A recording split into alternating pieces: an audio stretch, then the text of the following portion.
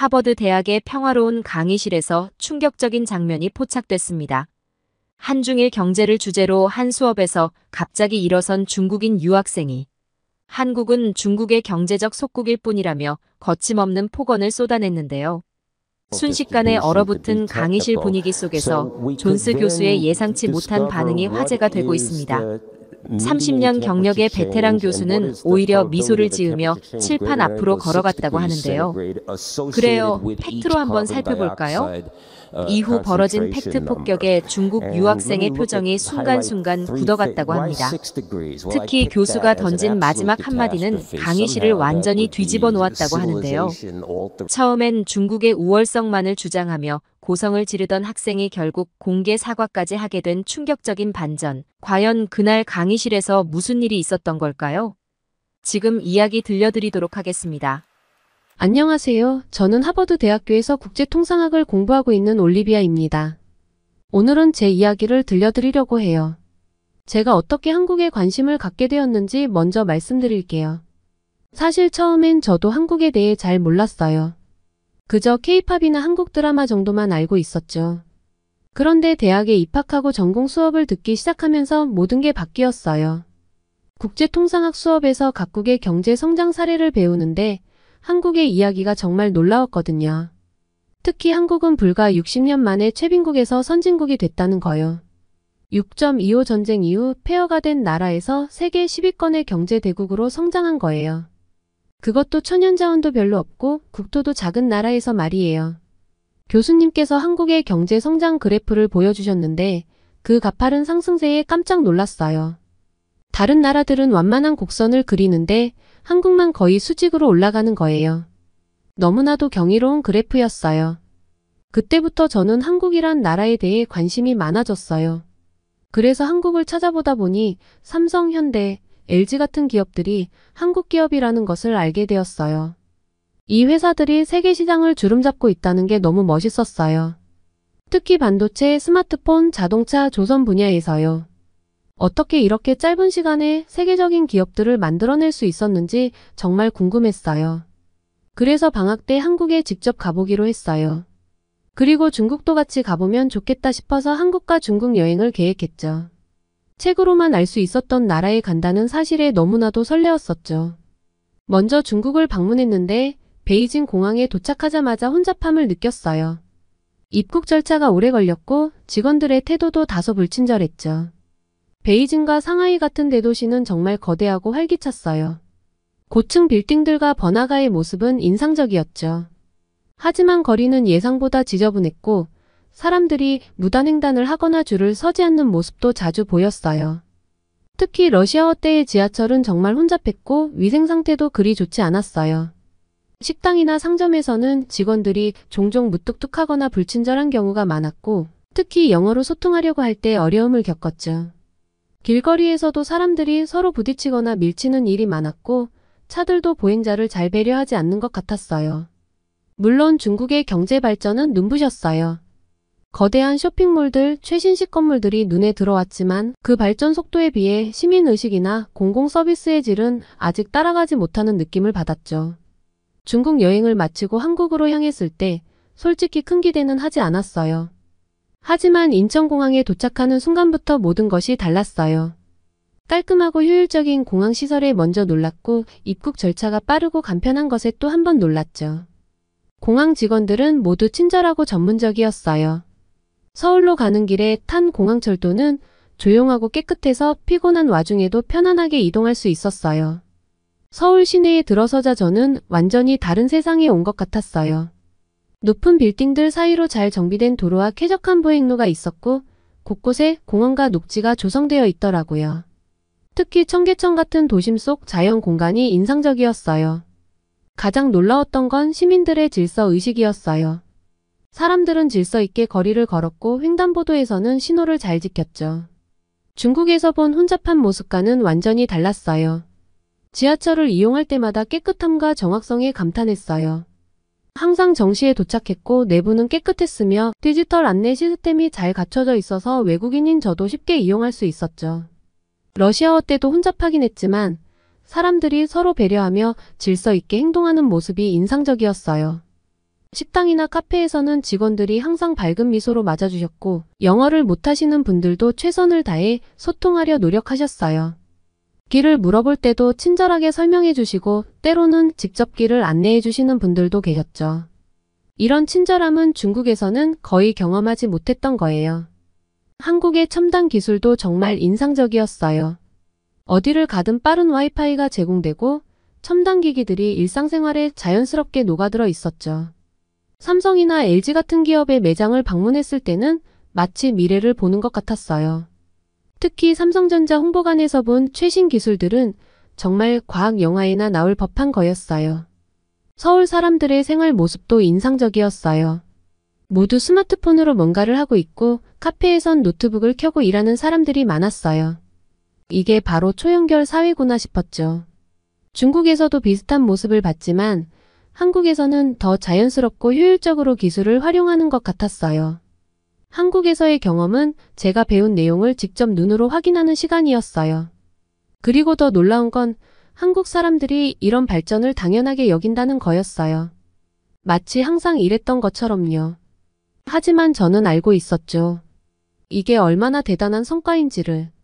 두 나라를 비교해보니 한국은 경제 발전과 함께 시민의식, 공공서비스, 기술 혁신이 균형 있게 발전한 느낌이었어요. 반면 중국은 눈부신 경제 성장에 비해 사회 문화적인 면에서는 아직 개선의 여지가 있어 보였죠. 이 여행을 통해 저는 단순한 경제 지표를 넘어 실제 삶의 질과 사회 문화적 발전의 중요성을 깨달았어요. 특히 한국의 발전 모델이 정말 인상 깊었답니다. 경제적 성장뿐만 아니라 시민의식, 기술 혁신, 문화적 가치 등이 조화롭게 발전한 모습이 정말 멋있었어요. 이후 미국으로 돌아와 다시 학교 생활에 집중하였고 특히 한중일 경제성장을 주제로 한 수업을 수강했어요. 제가 가장 기다리고 있는 수업 중 하나인데 이 수업에서 정말 깜짝 놀란 일이 발생했지 뭐예요. 그날 아침 저는 평소보다 일찍 일어났어요. 서둘러 준비를 마치고 캠퍼스를 가로질러 강의실로 향했죠. 가을이 막 시작되던 때라 캠퍼스는 아름다운 단풍으로 물들어 있었어요. 붉은 벽돌 건물들 사이로 노랗고 빨간 단풍잎들이 바람에 흩날리는 모습이 정말 멋졌죠. 하버드의 경제학과가 있는 리트어워 센터에 도착했어요. 이 건물은 현대적인 디자인과 전통적인 하버드 스타일이 조화롭게 어우러진 곳이에요. 유리와 철골 구조의 현대적인 외관 뒤로 아이비 넝쿨이 우거진 붉은 벽돌 건물이 보이는데 그 모습이 하버드의 역사와 혁신을 동시에 보여주는 것 같아요. 엘리베이터를 타고 3층으로 올라가 강의실로 향했어요. 문을 열고 들어서자 넓고 밝은 공간이 눈앞에 펼쳐졌죠. 계단식으로 된 좌석들이 반원형으로 배치되어 있고 맨 아래쪽에는 교수님의 강단이 있어요. 뒤쪽 벽면 전체가 통유리로 되어 있어서 찰스강과 보스턴의 스카이라인이 한눈에 들어와요. 이 풍경을 보면 항상 가슴이 벅차올라요. 강의실에 들어서자 이미 많은 학생들이 와 있더라고요. 다양한 국적의 학생들이 모여 있는 게 하버드의 매력 중 하나예요. 아시아계, 유럽계, 아프리카계 학생들 정말 국제연합 같은 분위기죠. 저는 평소 자리인 앞에서 세 번째 줄 창가 쪽에 앉았어요. 옆자리에는 일본에서 온 아키라가 앉았어요. 그는 항상 수업 시작 전에 경제 뉴스를 체크하더라고요. 그 뒤로는 독일에서 온 한나, 한국에서 온 세연이 앉아 있었어요. 우리는 서로 인사를 나누며 오늘 수업에 대한 기대감을 나눴죠. 수업 시작하기 전에 제 친구 한나가 오늘 수업 주제가 한중일 경제성장이라면서 제가 아시아 경제에 관심이 많으니까 기대되지 않느냐고 물어봤어요. 저도 정말 기대된다고 했죠. 세 나라의 경제발전 모델을 비교해보는 게 흥미로울 것 같았거든요. 근데 그때 앞줄에 앉아있던 중국 유학생 리 웨이가 갑자기 고개를 돌려서 중국의 경제 성장 모델이 제일 효과적이고 다른 나라들은 절대 따라올 수 없을 거라고 하더라고요. 옆자리에 있던 일본 학생 아키라가 그 말을 듣고 살짝 눈살을 찌푸리긴 했는데 아무 말도 안 했어요. 저는 최대한 부드럽게 각국의 상황과 조건이 다르니까 어떤 모델이 제일 좋다고 단정 짓기는 어려울 것 같다고 말했죠. 그러다가 강의실이 점점 학생들로 가득 찼고 곧 우리 교수님이 들어오셨어요. 존스 교수님이라고 국제 경제 분야에서는 정말 유명하신 분이거든요. 60대 중반이신데도 정말 에너지가 넘치시는 분이에요. 그날도 활기찬 걸음으로 강단에 올라가셔서 오늘은 동아시아의 경제 성장, 특히 한국, 중국, 일본의 경제 발전 모델을 비교해 볼 거라고 하시면서 이 세 나라의 성장 과정에는 어떤 공통점과 차이점이 있을지 물으셨어요. 강의실이 술렁이기 시작했는데 다들 자기 생각을 정리하느라 바빠 보였어요. 저도 머릿속으로 한국, 중국, 일본의 경제 발전 과정을 빠르게 정리해봤죠. 교수님이 누가 먼저 의견을 말해볼지 물으시니까 여러 학생들이 손을 들었는데 첫 번째로 아키라가 발언권을 얻어서 일본이 2차 세계대전 이후에 정부 주도로 산업 정책을 펼쳤고 기업들의 혁신이 결합돼서 빠른 성장을 이뤘다고 설명했어요. 특히 자동차랑 전자제품 분야에서 세계적인 기업들을 많이 배출했다고요. 그 다음엔 리 웨이가 되게 자신만만하게 손을 들어서 중국은 1978년 덩샤오핑의 개혁개방 정책 이후로 엄청난 경제성장을 이뤘다고 했어요. 값싼 노동력으로 제조업 중심으로 성장했고 요즘은 기술 혁신에도 엄청 투자하고 있다고 하더라고요. 교수님이 한국은 어떠냐고 물으시길래 제가 좀 망설이다가 손을 들었어요. 한국이 1960년대부터 정부가 주도해서 수출 중심으로 경제정책을 폈다고 설명했죠. 처음에는 노동집약적 산업으로 시작했지만 나중에는 고부가가치 산업으로 바꿨고 특히 반도체나 IT, 조선 같은 분야에서는 세계적인 경쟁력을 갖추게 됐다고 말씀드렸어요. 교수님이 우리 답변들이 다 훌륭하다고 하시면서 세 나라가 각각 특징이 있지만 공통점도 있다고 하셨어요. 정부 역할이 크고 교육에 많이 투자하고 수출을 중시했다는 점이요. 그리고 요즘은 저출산이나 고령화, 불평등 심화, 환경 문제 같은 새로운 어려움들도 있다고 하셨죠. 강의실에서는 열띤 토론이 이어졌는데요. 서로 의견도 많이 나누고 가끔은 좀 부딪히기도 했지만 대체로 서로를 존중하면서 대화했어요. 이런 게 바로 하버드의 장점이라고 생각했어요. 다양한 배경을 가진 학생들이 모여서 각자의 시각으로 의견을 나누는 게 정말 인상적이었거든요. 수업이 거의 끝나갈 때쯤 교수님이 오늘 토론이 정말 훌륭했다면서 경제 발전은 단순한 숫자 게임이 아니라 그 나라의 역사, 문화, 사회적 맥락을 모두 고려해야 한다고 말씀하셨어요. 다음 수업에서는 세 나라의 현재 경제 상황과 미래 전망을 더 깊이 다루겠다고 하셨죠. 근데 갑자기 뒤쪽에서 거친 목소리가 들린 거예요. 보니까 장밍이라는 중국 교환 학생이었는데 원래 자기 나라에 대한 자부심이 엄청 강한 학생이거든요. 그 학생이 갑자기 일어나더니 우리가 한중일의 경제를 비교하는 것 자체가 의미가 없다면서 한국이랑 일본은 사실상 중국의 경제적 속국이나 다름없다고 하는 거예요.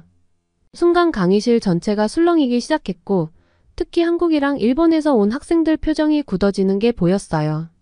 근데 장밍은 거기서 멈추지 않고 계속 말을 이어가더라고요. 한국 경제가 돌아가는 건 전적으로 중국 덕분이고 중국이 없으면 한국은 하루도 버티지 못할 거라면서 중국이 한국 제품을 사주니까 한국 경제가 유지되는 거 아니냐고 하는 거예요. 강의실 분위기가 순식간에 얼어붙었고 학생들은 서로 눈치를 보면서 어색한 표정을 짓고 있었어요. 일부는 불편한 기색을 숨기지도 못했죠. 교수님은 잠시 침묵하시다가 차분한 목소리로 장밍의 주장이 너무 강하다고 하시면서 우리는 감정이 아닌 사실에 기반해서 토론해야 한다고 말씀하셨어요. 한국 경제가 중국에 의존하는 부분이 있는 건 사실이지만 속국이라는 표현은 적절하지 않다고 하셨죠. 하지만 장밍은 계속 흥분해서 중국이 세계의 중심이고 모든 나라가 중국에 의존하고 있다면서 특히 한국 같은 작은 나라는 더더욱 그렇다고 했어요. 심지어 중국이 원하면 언제든 한국 경제를 무너뜨릴 수 있다고까지 하더라고요. 그 학생의 목소리에서 거만함과 적대감이 느껴져서 강의실의 공기가 점점 더 무거워졌어요. 저는 더 이상 참을 수가 없어서 손을 들었죠. 목소리가 좀 떨렸지만 최대한 침착하게 말하려고 노력했어요. 한국이 중국과 중요한 경제관계를 맺고 있는 건 맞지만 그게 전부는 아니라고 했어요. 한국은 자체적인 기술력과 혁신으로 세계 시장에서 경쟁력을 갖추고 있다고 설명했죠. 제가 직접 봤던 한국의 모습도 이야기했어요. 발전된 도시 기반 시설이라든가 세계적인 기업들, 높은 삶의 질 같은 것들을요. 물론 중국도 놀라운 경제 성장을 이뤘지만 그렇다고 다른 나라들이 중국에 완전히 의존하고 있다고 말하는 건 과장이라고 했어요. 특히 한국은 독자적인 기술력과 브랜드 파워가 있어서 삼성, 현대, LG 같은 기업들이 세계 시장에서 중국 기업들과 당당히 경쟁하고 있다고 말했죠. 제가 그렇게 말하니까 많은 학생들이 고개를 끄덕이면서 동의하는 것 같았는데 장밍의 표정은 점점 더 굳어지더라고요. 강의실 분위기도 점점 더 긴장되면서 학생들 사이에서 작은 논쟁들이 터져나오기 시작했고 일부 학생들은 불편한 표정으로 자리에서 몸을 뒤척이고 있었어요. 그때 교수님이 다시 말씀하시면서 진정하라고 하셨어요. 우리가 여기서 서로 존중하면서 토론하는 법을 배우고 있다면서 각국의 경제는 복잡하게 얽혀 있고 상호의존적이라 어느 한 나라가 다른 나라에 전적으로 의존한다고 보기는 어렵다고 설명하셨죠. 근데 그 말씀을 듣자마자 장밍이 또 갑자기 자리에서 벌떡 일어나더니 이건 불공평하다면서 교수님도 편파적이고 중국이 세계 최강대국이라는 사실을 인정하지 않는 게 편견이라고 소리치는 거예요. 순간 강의실이 조용해졌는데 교수님 표정이 되게 심각해지셨어요. 교수님이 장밍한테 진정하라고 하시면서 우리는 학문적 토론을 하고 있는 거라서 감정적으로 대응하거나 다른 나라를 비하하는 발언은 적절하지 않다고 말씀하셨죠. 그래도 장밍은 계속 흥분한 상태로 자기들을 모두가 무시하고 있고 중국이 얼마나 강한지 모른다고 소리치고 있었어요. 그때 뜻밖에도 평소에 조용하던 한국 유학생 세연이가 나서서 말했는데 정말 대단했어요. 세연이가 장밍의 자국에 대한 자부심은 이해하지만 그게 다른 나라를 깎아내리는 이유가 되어선 안 된다고 했어요. 우리 모두가 서로에게서 배울 점이 있다면서 중국의 빠른 성장도 대단하고 한국의 기술 혁신도 놀랍고 일본의 장인 정신도 배울 만하다고 하더라고요. 그러면서 왜 우리가 서로를 인정하고 존중하면서 함께 발전하는 방법을 찾지 않냐고 물었죠. 세연이가 이렇게 차분하면서도 설득력 있게 말하니까 강의실 분위기가 조금씩 누그러졌어요. 많은 학생들이 고개를 끄덕이면서 동의했고 교수님도 안도의 표정을 지으시면서 세연이 말이 맞다고 하셨어요. 우리의 목표는 서로를 비난하는 게 아니라 각국의 발전 모델을 이해하고 배우는 거라고 하시면서 장밍의 의견도 중요하지만 그걸 표현하는 방식을 좀 더 학문적이고 객관적으로 다듬을 필요가 있다고 말씀하셨죠. 장밍은 여전히 불만스러운 표정이었지만 더 이상 과격한 발언은 하지 않았어요. 그냥 자리에 앉아서 팔짱을 끼고 얼굴을 찌푸린 채로 고개를 돌려버리더라고요. 그날 수업을 통해서 정말 많은 걸 배웠어요. 단순히 경제발전 모델을 비교하는 것을 넘어서 서로 다른 문화와 관점을 가진 사람들이 어떻게 대화하고 이해해야 하는지도 깊이 생각해보게 된 것 같아요. 학생들이 서로 조심스럽게 눈치를 보면서 작은 소리로 이야기를 나누기 시작하더라고요. 그때 교수님이 잠시 숨을 고르시더니 이제 수업을 계속 진행하자고 하시면서 오늘 있었던 일을 교훈 삼아서 앞으로는 더 객관적이고 학문적인 태도로 토론을 이어갔으면 좋겠다고 말씀하셨어요. 장밍은 자리에는 앉았는데 여전히 불만스러운 표정이더라고요. 팔짱을 끼고 얼굴을 찌푸린 채로 중국의 위대함을 모르는 사람들이 너무 많다고 혼잣말을 하고 있었어요. 근데 교수님이 정말 대단하셨어요. 장밍의 불만을 그냥 무시하는 게 아니라 오히려 그걸 수업으로 끌어들이시더니 장밍의 열정은 이해한다면서도 중국의 경제 성장이 놀랍다는 건 부인할 수 없는 사실이지만 객관적으로 봐야 할 부분들이 있다고 하시면서 자세히 설명해 주시겠다고 하셨거든요. 그러고는 교수님이 칠판으로 가셔서 지난 30년간의 한국, 중국, 일본의 GDP 성장률을 보여주는 그래프를 그리시면서 설명을 시작하셨어요. 중국의 경제 성장률이 정말 놀랍지만 한국과 일본도 각자의 방식으로 꾸준한 성장을 이뤄왔고 특히 한국은 높은 기술 혁신 지수를 보이고 있다고 하셨죠. 근데 장밍이 또 그래프만 봐도 중국의 성장세가 압도적이고 자기들이 세계 2위의 경제 대국이라고 끼어들더라고요. 교수님은 정말 침착하게 중국의 경제 규모가 크다는 건 맞지만 경제를 볼 때는 규모만이 아니라 질적인 면도 봐야 한다면서 1인당 GDP랑 기술 혁신 지수를 보여주는 다른 그래프를 그리셨어요. 그래프를 보니까 1인당 GDP에서는 일본이 가장 높고 그 다음이 한국 그리고 중국 순이었는데요. 그러자 장밍이 얼굴이 붉어지면서 자기네 나라는 인구가 많아서 그렇게 나온다면서 불공평하다고 하더라고요.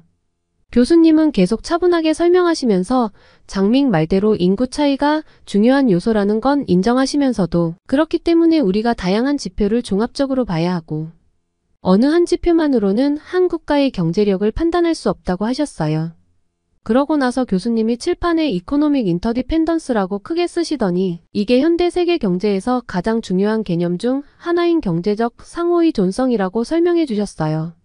어느 나라도 혼자서는 살아남을 수 없고 중국이 이렇게 크게 성장할 수 있었던 것도 한국이나 일본의 기술력, 미국의 시장, 유럽의 투자 같은 다른 나라들과의 교역 덕분이라고 하시더라고요. 장밍은 여전히 표정이 안 좋았지만 다른 학생들은 다들 열심히 필기하면서 교수님 말씀을 경청하고 있었어요. 교수님이 계속 설명하시면서 중국의 스마트폰 산업을 예로 드셨는데 화웨이나 샤오미 같은 중국 기업들이 성공할 수 있었던 것도 한국의 삼성이나 미국의 애플과의 경쟁과 협력이 있었기 때문이라고 하셨어요. 서로 기술도 배우고 시장도 넓혀가면서 다 같이 성장했다고요. 그런데 장밍이 또 자기네가 제일 큰 시장이라면서 중국이 사주니까 한국이나 일본 기업들이 살아남는 거라고 주장하더라고요. 교수님은 잠시 숨을 고르시더니 부드럽게 미소 지으시면서 장밍의 열정은 대단하지만 경제는 단순히 누가 더 큰가의 문제가 아니라고 하시고는 칠판에 위넨인이라고 쓰셨어요. 그러면서 이게 바로 현대 경제의 핵심이라고 하시면서 어느 한 나라만 이기는 게 아니라 다 같이 이기는 게 중요하다고 하셨어요. 중국이 성장하면 한국 기업들에게도 더 큰 시장이 열리고 한국의 기술 발전은 다시 중국 기업들의 성장을 돕는다고 설명해 주셨죠. 장밍은 여전히 좀 불만스러워 보였지만 그래도 처음보다는 많이 진정된 것 같았어요. 다른 학생들은 다들 교수님 말씀에 감탄하면서 열심히 듣고 있었고요. 교수님은 계속해서 각 나라의 경제 성장 모델에 대해 더 자세히 설명해 주셨는데 중국이 어떻게 대규모 제조업 중심으로 성장했는지, 한국은 어떻게 재벌을 중심으로 수출 주도형 성장을 이뤘는지 하나하나 설명해 주셨어요. 특히 인상 깊었던 건 각 나라마다 자기만의 강점과 약점이 있다고 하신 거였어요. 중국은 거대한 내수 시장이랑 풍부한 노동력이 강점이지만 지역 간 불균형이나 환경 문제가 있고 한국은 빠른 의사결정이랑 효율적인 시스템이 강점이지만 대기업 의존도가 높은 게 약점이라고 하시더라고요. 교수님이 설명하실수록 학생들 눈빛이 점점 더 반짝이는 게 보였어요. 신기하게도 장밍도 이제는 조금씩 고개를 끄덕이기 시작하더라고요. 수업이 끝나갈 무렵에 교수님이 정말 인상적인 말씀을 해주셨는데 오늘 우리가 매우 중요한 토론을 했다면서 경제는 단순한 숫자 게임이 아니라 그 뒤에 있는 사람들의 삶과 문화의 역사를 모두 고려해야 한다고 하셨어요. 우리가 앞으로 이 분야의 전문가가 되어 세계 경제를 이끌어갈 텐데 항상 넓은 시각을 가지고 서로를 이해하려 노력하는 게 진정한 글로벌 리더의 자세라고 말씀해 주셨죠. 교수님이 이렇게 차분하고 논리적으로 설명하시니까 강의실 분위기도 완전히 달라졌어요. 장밍을 빼고는 거의 모든 학생들이 교수님 말씀에 집중하고 있었고 심지어 처음에는 장밍 편을 들었던 중국 유학생들 표정도 많이 부드러워졌더라고요. 교수님은 이제 수업을 마무리하시려는 것 같았어요. 잠시 숨을 고르시고 강의실 전체를 쭉 둘러보시더라고요. 교수님이 이제 수업을 마무리하시려는 것 같았어요. 잠시 숨을 고르시고 강의실 전체를 쭉 둘러보시더니 오늘 배운 것을 종합해보자고 하셨죠. 경제는 단순히 GDP나 무역량 같은 숫자로만 평가할 수 있는 게 아니라 그 뒤에 있는 인간의 삶의 질이나 기술 혁신, 사회제도, 미래 지속 가능성 같은 다양한 요소를 종합적으로 고려해야 한다고 하셨어요. 그러고 나서 교수님이 장밍을 직접 바라보시면서 자국에 대한 자부심을 갖는 건 아름다운 일이지만 그게 다른 나라를 폄하하는 근거가 되어선 안 된다고 하셨어요. 중국의 경제 성장이 놀랍고 대단한 건 맞지만 그렇다고 다른 나라들의 성과를 무시해도 된다는 건 아니라고요. 장밍의 표정이 조금씩 변하기 시작하더니 처음으로 그의 눈에서 약간의 불확실성이 보이기 시작했어요. 교수님은 계속 말씀하시면서 한국, 일본, 그리고 다른 많은 나라들도 각자의 방식으로 놀라운 성과를 이뤄냈다고 하셨어요. 특히 한국은 6.25 전쟁 이후 폐허에서 시작해서 불과 60년 만에 세계 10위권의 경제 대국으로 성장했고 놀라운 기술력을 자랑한다고 하시더라고요. 그러면서 칠판에 상호 존중과 협력이라고 크게 쓰시고는 진정한 강대국의 모습은 다른 나라를 지배하거나 무시하는 게 아니라 서로 존중하고 협력하는 거라고 하셨어요. 중국이 진정으로 세계를 이끄는 나라가 되고 싶다면 다른 나라들과 어떻게 상생할 수 있을지 고민해야 한다고 하셨죠. 그 말씀에 강의실 전체가 숙연해졌고 장밍도 고개를 숙이고 깊은 생각에 잠긴 것 같았어요. 교수님이 계속 말씀하시면서 우리가 지금 매우 중요한 시기에 살고 있다고 하셨어요. 세계화가 진행되면서 국가 간 경계가 흐려지고 모든 나라가 서로 긴밀하게 연결되어 있어서 이런 시대에는 편협한 국수주의가 아니라 세계 시민으로서의 안목이 필요하다고 하시더라고요. 그리고 마지막으로 우리 모두가 자국에 대한 사랑과 자부심을 가지고 있다는 걸 알고 있다면서 그건 아름답고 소중한 거지만 그 사랑이 다른 나라에 대한 존중을 방해해선 안 된다고 하셨어요. 오히려 그 사랑을 바탕으로 다른 문화와 국가를 이해하고 존중할 때 우리가 진정한 글로벌 리더가 될 수 있을 거라고 말씀하셨죠. 교수님 말씀이 끝나자 강의실에 잠시 침묵이 흘렀는데 갑자기 누군가가 박수를 치기 시작했어요. 그러더니 순식간에 박수 소리가 강의실 전체로 퍼져나갔는데 놀랍게도 가장 큰 박수 소리는 중국 유학생들 사이에서 나왔어요. 그들 얼굴에는 깨달음과 존경의 빛이 어려 있었고 심지어 장밍도 마지못해 박수를 치고 있더라고요. 그러다가 한 중국 유학생이 일어나서 교수님께 감사하다고 하면서 자기도 장밍처럼 중국이 모든 면에서 우월하다고 생각했었는데 오늘 수업을 통해 자기 생각이 얼마나 편협했는지 깨달았다고 하더라고요. 다른 중국 학생도 그동안 한국의 성과를 무시하고 폄하해 왔는데 이제는 한국의 강점과 성과를 인정하고 배워야 한다는 걸 알게 됐다고 했어요. 그 말을 들은 한국과 일본 학생들 표정도 밝아지면서 중국 학생들을 향해 따뜻한 미소를 지어 보였어요.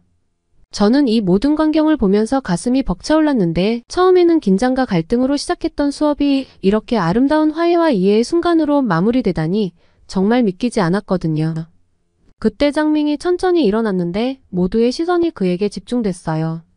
잠시 망설이더니 자기가 너무 감정적으로 대응했다고 사과하면서 교수님 말씀을 들으니 자기가 얼마나 편협한 시각을 가지고 있었는지 깨달았다고 하더라고요. 한국, 일본 그리고 다른 모든 나라들의 성과와 노력을 인정하고 존중해야 한다는 걸 이제야 알게 됐다고 했어요.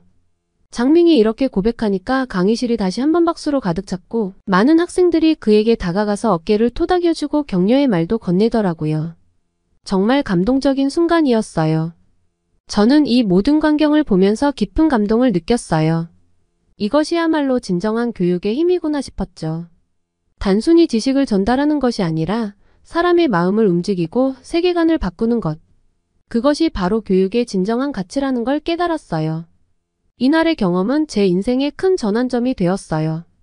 국제관계를 공부하는 학생으로서 단순히 경제 지표나 정치 이론을 배우는 것을 넘어 진정한 상호 이해와 존중의 중요성을 깨달은 거죠. 강의실을 나서면서 저는 마음속에 커다란 변화를 느꼈어요. 오늘의 수업은 단순한 경제 이론 강의가 아니었죠. 그것은 제 세계관을 완전히 바꾸어 놓은 특별한 경험이었어요. 특히 한국 경제의 성장 과정에 대해 다시 한번 깊이 생각해 보게 되었어요. 저는 도서관으로 향했어요. 한국의 경제 성장에 대해 더 자세히 알고 싶었거든요. 책장을 훑어보다가 한강의 기적 한국 경제 발전의 비밀이라는 책을 발견했어요. 그 자리에 앉아 책을 읽기 시작했죠. 책을 읽으면서 저는 한국 사람들의 끈기와 노력에 깊은 감동을 받았어요. 전쟁의 폐허 속에서도 포기하지 않고 열심히 일했고 교육에 대한 투자를 아끼지 않았죠. 정부의 과감한 경제정책과 기업들의 도전 정신, 그리고 국민들의 헌신적인 노력이 어우러져 한강의 기적을 만들어냈다는 사실이 놀라웠어요. 특히 삼성, 현대, LG 같은 기업들이 세계적인 기업으로 성장한 과정이 인상 깊었어요. 처음에는 단순한 제조업으로 시작했지만 끊임없는 혁신과 도전으로 이제는 첨단 기술 분야에서 세계를 선도하고 있잖아요. 이제 제 꿈은 분명해졌어요. 졸업 후 한국의 선도 기업에 취업해서 그들의 글로벌 전략을 수립하는 데 기여하고 싶어요. 특히 여러 한국 기업들을 조사해보면서 제 눈길을 가장 끈 곳은 바로 삼성전자였어요. 세계적인 기술 혁신을 주도하는 삼성전자에서 일하고 싶다는 꿈이 생겼죠. 삼성전자를 선택한 이유는 여러 가지예요. 첫째, 삼성은 스마트폰, 반도체, TV 등 다양한 분야에서 세계 최고 수준의 기술력을 가지고 있어요. 특히 최첨단 기술을 연구하고 개발하는 과정에 참여하고 싶어요. 둘째, 삼성의 글로벌 비즈니스 규모가 엄청나요. 전 세계 곳곳에 지사를 두고 있어 국제적인 경험을 쌓기에 최적의 환경이라고 생각해요. 제가 하버드에서 배운 국제 경영 지식을 실제로 적용해 볼 수 있는 기회가 될 거예요. 셋째, 삼성의 기업 문화가 흥미로워요.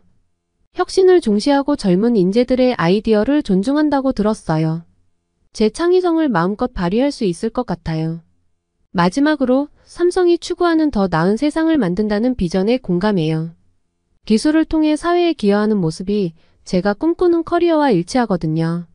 물론 삼성에 입사하기가 쉽지는 않겠지만 이를 위해 한국어 실력을 더 키우고 관련 기술 지식도 쌓아갈 거예요. 언젠가 삼성의 글로벌 전략을 수립하는 팀에서 일하는 제 모습을 상상하면 정말 가슴이 뛰어요. 이 꿈을 위해 지금부터 착실히 준비해 나가려고 해요. 더 나아가 언젠가는 한국과 미국, 나아가 전 세계를 잇는 비즈니스 리더가 되고 싶어요. 문화적 차이를 이해하고 소통할 수 있는 제 능력을 살려 국가 간의 경제 협력을 증진시키는 역할을 하고 싶어요. 수업은 끝났지만 제 인생의 새로운 수업은 이제 막 시작된 것 같아요. 꼭 꿈을 이루어서 한국에서 지내면서 다시 사연을 보낼 수 있도록 착실히 준비해 나갈 거예요. 제 이야기를 들어주셔서 감사합니다. 이번 사연 어떠셨나요? 미국인 교수님의 올바른 교육관과 지식으로 잘못된 중화 사상을 가진 중국인 유학생의 생각은 물론 미국 대학생들의 생각을 바꾸는 것은 물론이고 한국 기업에 취업하고 싶다는 꿈을 심어준 사연. 한국의 놀라운 성장력과 우수한 인재들이 이루어낸 성과이지 않을까 싶은데요. 다음 사연도 감동과 새로운 경험을 안겨주는 사연으로 찾아뵙겠습니다. 사연을 재밌게 들으셨다면 구독과 알림 설정 부탁드립니다. 여러분의 구독과 알림 설정은 영상 제작에 큰 힘이 됩니다. 구독자 여러분의 사연 또한 제보 받습니다.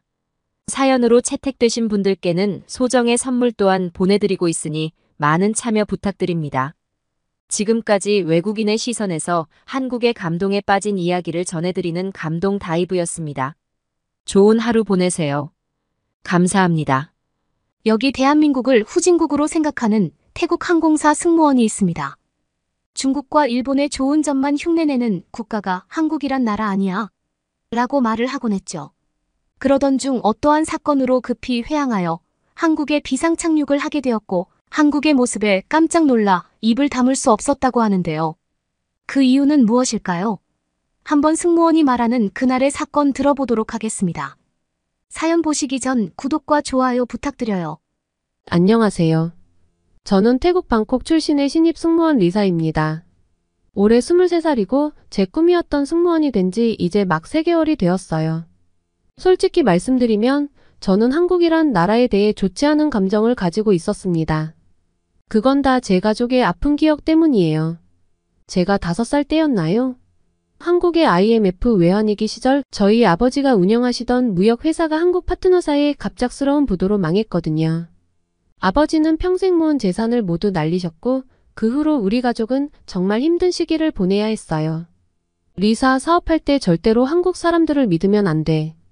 겉으로는 친절한 척하지만 막상 위기가 오면 자기들만 살겠다고 모든 걸 저버리는 사람들이야.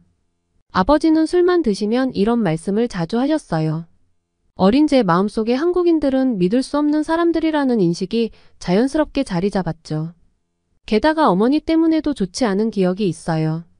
제가 중학생이 되었을 무렵 어머니가 한국 드라마에 완전히 빠지셨거든요. 처음에는 저도 어머니와 함께 드라마를 보며 즐거워했는데 점점 상황이 심각해졌어요. 어머니는 하루 종일 드라마만 보시고 집안일은 전혀 신경 쓰지 않으셨어요. 여보, 애들 밥은 챙겨줘야지.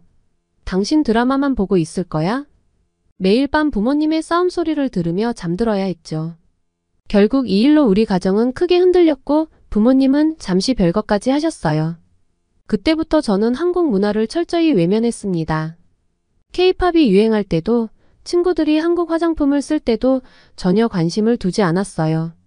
그런 제가 한국과 마주하게 될 줄은 꿈에도 몰랐죠. 그것도 제 첫 국제선 비행에서요. 그날은 제가 처음으로 혼자 담당하는 구간이었어요. 방콕으로 돌아가는 비행이었는데 이륙하고 이 시간쯤 지났을 때였나요? 갑자기 기체에 이상이 생겼다는 기장의 방송이 들렸어요. 저는 그때까지만 해도 별일 아니라고 생각했죠. 승무원님들은 객실 점검해 주시기 바랍니다. 하지만 상황은 점점 심각해졌어요. 기체가 심하게 흔들리기 시작했고 승객들이 불안해하는 게 눈에 보였죠. 선임 승무원님이 제게 속삭였어요. 리사, 침착하게. 우리 가장 가까운 공항으로 회항해야 할 것 같아. 그리고 얼마 후 기장의 목소리가 다시 들렸습니다. 안전상의 이유로 인천국제공항으로 긴급 착륙하겠습니다. 승객 여러분들의 협조 부탁드립니다. 순간 제 심장이 철렁 내려앉았어요. 한국이라고요? 제가 가장 가기 싫어하던 그곳에 착륙한다고요? 하필이면 다른 나라가 아닌 한국이라니. 저는 그때 정말 복잡한 감정이 들었어요. 하지만 운명이란 게 참 아이러니하죠. 제가 그토록 피하고 싫어하던 곳에서 제 인생이 완전히 바뀌게 될 줄은 그때는 정말 몰랐답니다. 처음 인천공항에 내렸을 때의 충격을 아직도 잊을 수가 없어요. 제가 일하는 방콕의 수완나푼 공항도 꽤 현대적이라고 자부했는데 인천공항은 완전히 다른 차원이었거든요. 먼저 입국장에 들어서자마자 눈에 띈 건 완전 자동화된 입국 시스템이었어요. 긴급 상황이라 승무원인 저희는 별도로 안내를 받았지만 일반 승객들이 입국하는 모습을 보니 정말 놀라웠죠. 스마트패드로 항공권을 스캔하면 자동으로 입국 심사가 시작되고 얼굴 인식과 지문 인증이 순식간에 이루어지더라고요. 어머, 저게 뭐죠? 제 옆에 있던 동료도 깜짝 놀랐어요.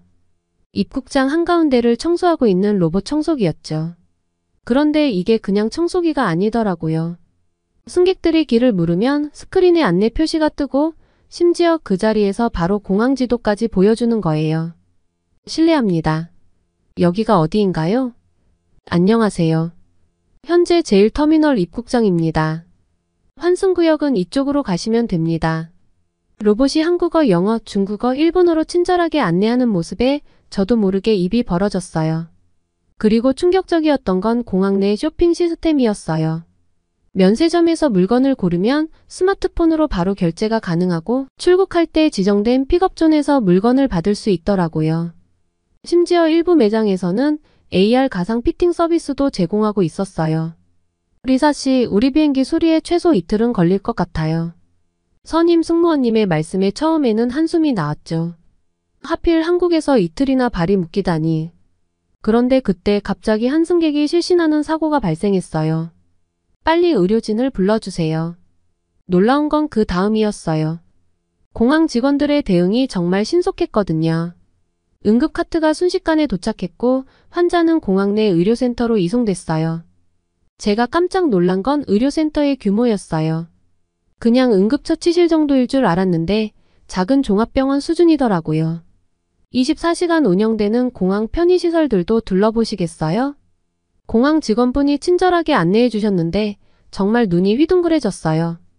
찜질방, 영화관, 도서관은 기본이고 실내 정원에서는 계절 꽃들이 피어 있었죠.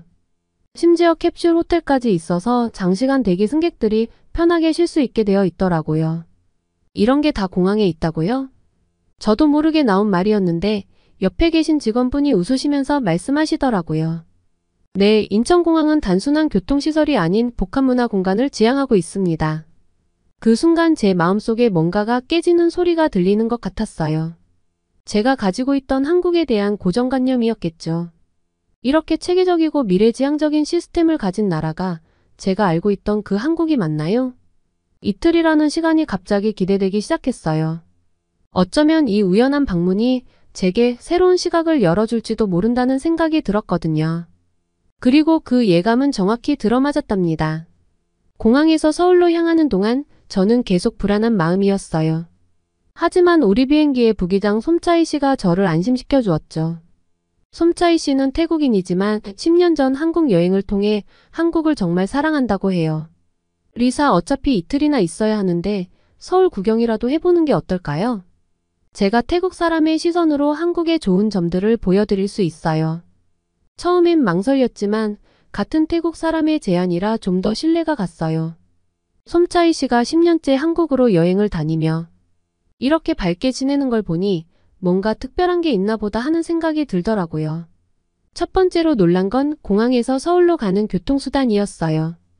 공항철도를 탔는데 정말 깨끗하고 편안했어요.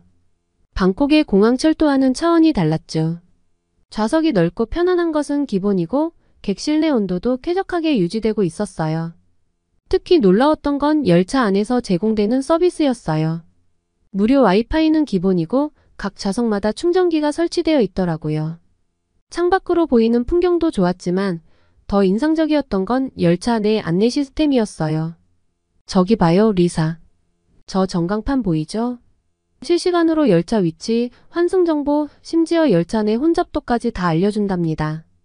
솜차이 씨의 설명처럼 모든 정보가 한국어는 물론 영어, 중국어, 일본어로도 안내되고 있었어요. 심지어 열차가 약간의 지연이 있을 때는 즉각적으로 안내방송이 나오고 지연 시간과 사유까지 상세히 설명해 주더라고요. 와, 이렇게 빠르게 인터넷이 되나요? 방콕의 공항철도는 와이파이가 자주 끊기던데. 맞아요. 한국은 세계에서 인터넷 속도가 가장 빠른 나라예요. 오지 서비스도 세계 최초로 시작했죠. 43분 만에 서울역에 도착했는데 그 짧은 시간 동안 저는 이미 한국의 교통 시스템에 완전히 매료되어 있었어요. 특히 인상 깊었던 건 교통카드 시스템이었어요. 이 카드 하나로 지하철, 버스는 물론 택시까지 모두 이용할 수 있어요. 심지어 편의점에서 물건도 살 수 있죠. 정말이더라고요. 작은 분식집에서도, 택시에서도, 심지어 노점상에서도 모바일 결제가 가능했어요. 현금 없이도 전혀 불편함이 없는 거죠. 밤이 깊어져도 거리는 여전히 활기찼어요. 한강공원에 가보니 밤 11시가 넘었는데도 사람들이 운동하고 치맥치킨과 맥주를 즐기고 있더라고요. 우리나라에서는 상상도 못할 일이에요. 이렇게 늦게까지 공원에 있다니. 한국은 안전한 편이에요. CCTV도 많고 긴급 상황 발생 시 경찰도 빠르게 출동하죠. 거리를 걷다 보니 또 하나 특이한 점을 발견했어요. 오토바이를 탄 배달원들이 엄청난 속도로 음식을 배달하고 있었거든요. 저기 배달하시는 분들 위험하지 않나요? 아, 한국의 배달 문화는 세계 최고 수준이에요. 보통 30분 안에 원하는 음식을 어디든 받아볼 수 있죠. 이렇게 첫날 서울 구경을 마치고 호텔로 돌아오는 길에 저는 완전히 다른 사람이 된 것 같았어요. 제가 알고 있던 한국과 실제 한국은 너무나도 달랐거든요. 이렇게 발전된 시스템, 편리한 생활, 안전한 거리. 모든 게 신선한 충격이었답니다. 방콕으로 돌아온 지 일주일이 지났는데도 자꾸만 서울에서의 기억이 떠올라요. 아침에 일어나 출근길에 오를 때마다 서울과 방콕이 자연스럽게 비교되더라고요. 오늘도 출근하면서 한숨이 나왔어요. 버스를 타려고 30분이나 기다려야 했거든요. 서울이었다면 모바일 앱으로 실시간 버스 위치를 확인하고 정확한 도착 시간을 알 수 있었을 텐데. 게다가 버스가 왔는데 에어컨도 제대로 작동하지 않고 와이파이는 연결도 안 되더라고요. 리사, 또 한국 생각하는 거야? 같이 근무하는 동료가 제 표정을 보고 물어보더라고요. 응. 자꾸 비교하게 되네. 서울에서는 대중교통을 이용할 때 전혀 스트레스가 없었거든. 버스든 지하철이든 모든 게 정확하고 편리했어. 점심시간에 동료들과 길거리 음식을 사러 갔다가도 서울이 떠올랐어요. 현금을 꺼내 계산하면서 서울에서 경험한 간편 결제가 그리워지더라고요.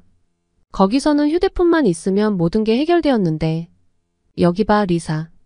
이것 좀 웃기지 않아? 동료가 보여준 건 음식을 배달시키는 앱이었어요. 최소 1시간은 기다려야 한다고 하더라고요. 서울에서는 보통 30분이면 원하는 음식을 받아볼 수 있었어. 심지어 새벽 3시에도 치킨이나 분식을 배달시킬 수 있다니까. 밤에 친구들과 만나기로 했는데 늦은 시간이라 부모님의 걱정 전화를 받았어요. 서울에서는 밤 11시가 넘어도 거리가 밝고 안전했는데 방콕은 아무래도 조심해야 하니까요. 엄마 괜찮아요. 근데 있잖아요. 서울에서는 여자들이 밤늦게도 혼자 다닐 수 있대요. 거리마다 CCTV도 있고 위급할 때 누를 수 있는 비상벨도 있고. 특히 그리운 건 편의점이에요. 방콕의 편의점도 24시간 운영하지만 서울의 편의점은 달랐어요. 작은 공간 안에 필요한 모든 게 다 있었거든요. 심지어 택배 수령이나 공과금 납부까지 가능하다니. 리사, 너 요즘 한국 드라마도 보더라? 친구가 놀리듯 물어봤어요. 응. 이상하지? 전에는 관심도 없었는데 이제는 한국말도 배우고 싶고 저기서 살아보고 싶다는 생각도 들어. 서울의 젊은이들의 활기찬 모습도 자꾸 떠올라요. 카페에서 열심히 공부하는 학생들, 새로운 트렌드를 만들어가는 젊은이들의 패션, 그리고 늦은 시간까지 불이 켜진 사무실에서 일하는 직장인들. 거기 사람들은 항상 무언가에 열정적이더라. 늘 새로운 걸 배우고 발전하려고 노력하는 것 같았어. 이렇게 매일매일 서울과 방콕을 비교하면서 제 마음속에는 조금씩 변화가 일어나고 있었어요. 한국에 대한 부정적인 선입견은 완전히 사라졌고 오히려 그곳에서 새로운 기회를 찾고 싶다는 생각이 커져갔죠. 솜차이 부기장님이 그러시더라고요. 한국은 빠르게 변화하고 발전하는 나라라고. 거기서 살면 나도 함께 성장할 수 있을 것 같아. 이제는 확실해졌어요. 저는 다시 한국으로 가야겠어요. 그것도 단순한 여행이 아닌 그곳에서 살아보고 싶어요. 부모님의 반대도 설득할 자신이 생겼어요. 직접 경험한 한국은 제가 알고 있던 것과는 완전히 다른 나라였으니까요. 한국으로 돌아가기로 결심하고 나니 모든 게 분명해졌어요. 먼저 부모님을 설득하는 게 가장 큰 과제였죠. 아빠, 엄마. 제가 한국에서 일하고 싶어요. 저녁 식사 자리에서 조심스럽게 꺼낸 이야기에 부모님은 깜짝 놀라셨어요. 리사, 내가 미쳤니? 그 한국 사람들이 우리 가족에게 어떤 짓을 했는지 잊었어? 아빠는 화를 내셨지만 전 준비해온 이야기를 차근차근 설명드렸어요. 아빠, 제가 직접 봤어요. IMF 때와는 완전히 다른 나라예요. 세계에서 가장 빠르게 발전하는 나라고 모든 시스템이 효율적이에요. 거기서 일하면서 배울 수 있는 게 정말 많을 것 같아요. 엄마도 처음에는 반대하셨지만 제가 한국에서 보고 온 사진들과 영상을 보여드리면서 조금씩 마음이 바뀌시더라고요. 솔직히 말해서 내가 본 한국 드라마의 모습이 진짜였나 보구나. 부모님을 설득하는 데 성공하고 나서 저는 바로 행동에 옮겼어요. 매일 아침 6시에 일어나 한국어 공부를 시작했죠. 출근 전 2시간, 퇴근 후 3시간은 무조건 한국어 학습에 투자했어요. 리사, 너 요즘 한국어 공부한다며? 열심히 하나 보네. 회사 동료들도 제 변화를 눈여겨보더라고요. 한국어 학원에서 만난 선생님이 TOPIK 한국어 능력 시험 준비를 제안하셨어요. 한국 기업에 취업하려면 최소 TOPIK 4급은 있어야 한다고 하시더라고요. 선생님, 6개월 안에 4급 따는 게 가능할까요? 열심히 하면 가능해요. 리사 씨는 의지가 강하니까. 매일 밤 유튜브로 한국 기업 문화와 비즈니스 매너를 공부했어요. 한국의 수직적인 조직 문화, 존댓말 사용법, 회식 문화까지. 모든 걸 하나하나 익혀갔죠. 특히 도움이 된 건 솜차이 부기장님과의 연락이었어요. 한국에서 일하는 태국인으로서 많은 조언을 해주셨거든요. 리사, 한국 기업은 빠른 성과를 중요시해요. 하지만 그만큼 배울 기회도 많죠. 열심히 준비하면 좋은 기회가 올 거예요. 9개월간의 준비 끝에 TOPIK 5급을 취득했고 드디어 한국 대기업 입사 지원의 기회가 왔어요. 국제 인재 채용 전형이었는데 태국어와 영어가 가능한 인재를 찾고 있더라고요. 합격하실 줄 알았어요, 리사 씨. 면접 때 한국어로 답변하시는 모습이 정말 인상적이었거든요. 인사 담당자분이 최종 합격 소식을 전해주실 때 하신 말씀이에요. 이제 저는 새로운 시작을 앞두고 있어요. 부모님도 이제는 제 선택을 응원해주세요. 딸아, 내가 그렇게 열심히 준비했는데 이제 와서 말릴 수는 없구나. 건강만 조심하고 내가 본 그 좋은 한국의 모습들을 마음껏 배우고 오너라. 짐을 싸면서 인천공항에 처음 도착했던 그날을 떠올려 봤어요. 그때는 몰랐죠. 제가 그토록 피하고 싶었던 나라가 제 인생의 새로운 챕터를 열어줄 거라는 걸요. 이제 진짜 시작이네요. 제가 본 한국의 모습처럼 저도 빠르게 발전하고 성장할 수 있을 거예요. 서울행 비행기 티켓을 보며 저는 확신했어요. 이번에는 제가 선택한 한국행이니까 분명 더 특별한 여정이 될 거라고요. 오늘의 사연은 여기까지입니다. 감동 다이브는 사연 제보도 받고 있으니 본인 또는 주변의 감동 사연을 알고 계신다면 함께 공유하고 제보해 주시기 바랍니다. 끝까지 시청해 주셔서 감사합니다. 더욱 좋은 영상으로 찾아뵙겠습니다. 오늘도 좋은 하루 보내세요. 감사합니다.